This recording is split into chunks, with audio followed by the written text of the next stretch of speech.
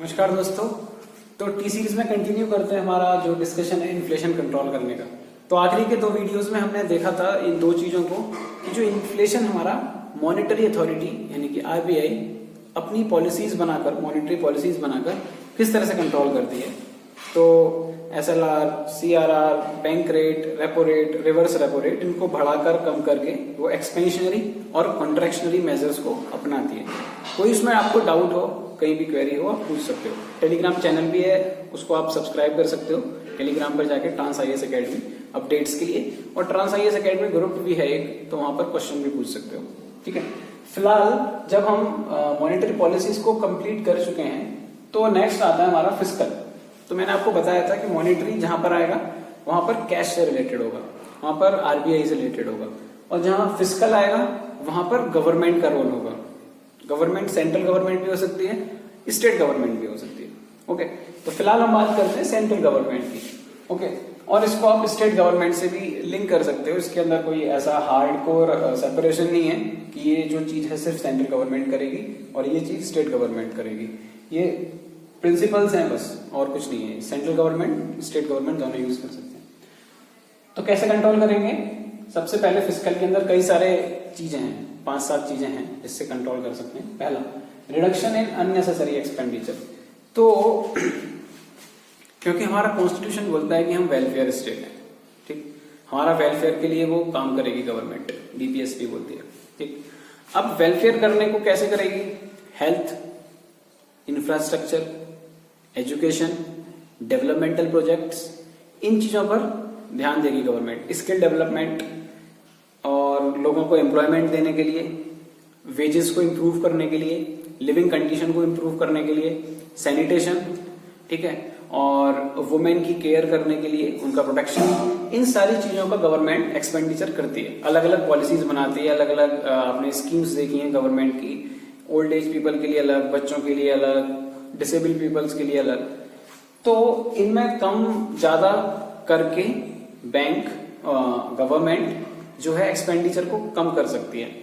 तो अब यहां पर क्वेश्चन ये उठता है कि हो सकता है कुछ चीज हमारे लिए इंपॉर्टेंट हो, हमारे लिए एसेंशियल हो, बट दूसरे व्यक्ति के लिए, अब जो डिसेबल्ड लोगों के लिए स्कीम है वो डिसेबल्ड लोगों के लिए एसेंशियल है, बट जो नॉन डिसेबल हैं उन लोगों के लिए वो नॉन एसेंशियल है। तो यहां पर ये क्वेश्चन उठता है कि क्या अगर गवर्नमेंट अननेसेसरी एक्सपेंडिचर कम करेगी तो किसका ध्यान रख के अननेसेसरी? आप किसकी एंगल, किसको बेस मान के कह रहे हो कि ये अननेसेसरी एक्सपेंडिचर है? तो गवर्नमेंट कोई भी एक्सपेंडिचर करती है वो अननेसेसरी नहीं हो सकता, वो नेसेसरी हो सकता है, नेसेसरी ही होता है। बट अंतर इतना है कि ज्यादा लोगों को फायदा पहुंचा रही है या कम लोगों को।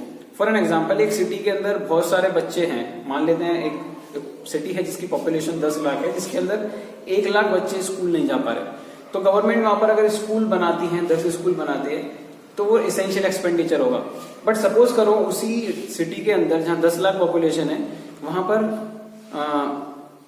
जो प्राइमरी हेल्थ केयर है वो बिल्कुल खराब है, ठीक है, और साथ ही साथ गवर्नमेंट ऐसा करती है कि 10 स्कूल ना बना के 5 हॉस्पिटल बना देती है, ठीक है।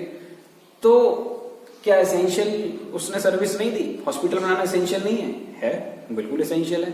बट 5 को करके अगर वो 2 हॉस्पिटल बनाते और 5 स्कूल बनाते, वहां पर एक्सपेंडिचर करते, तो एक बैलेंस्ड होता।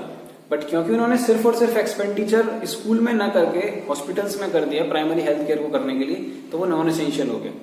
समझ में आ रहा है कि मतलब ये एसेंशियल नॉन एसेंशियल वाला पॉइंट। तो कहां पर कितना खर्चा करना है उसको कम ज्यादा करके ये जो गवर्नमेंट है उसको एक्सपेंडिचर को ज्यादा कम कर सकती है। हो सकता है कि वहां पर डेवलपमेंटल प्रोजेक्ट्स भी हो, वहां पर गवर्नमेंट कुछ इंफ्रास्ट्रक्चर डेवलपमेंट करवाना चाह रही हो, कोई बिल्डिंग्स बना रही हो, रेसिडेंशियल बना रही हो, तो वहां पर कटौती कर देगी और हेल्थ सेक्टर को बढ़ा देगी वहां पर, और स्कूल एजुकेशन के लिए बढ़ा देगी। तो ये जो ऊपर नीचे करना होता है उससे डिमांड, ठीक है, डिमांड कम ज्यादा होगी और उससे इन्फ्लेशन कंट्रोल रहेगा।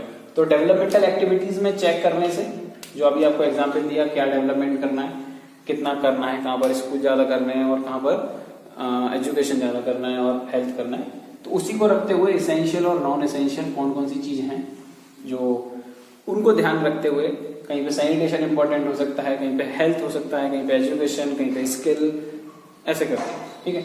उसको ऊपर नीचे करके गवर्नमेंट इन्फ्लेशन को कंट्रोल कर सकती है। तो आप पूछेंगे इन्फ्लेशन कंट्रोल कैसे होगा?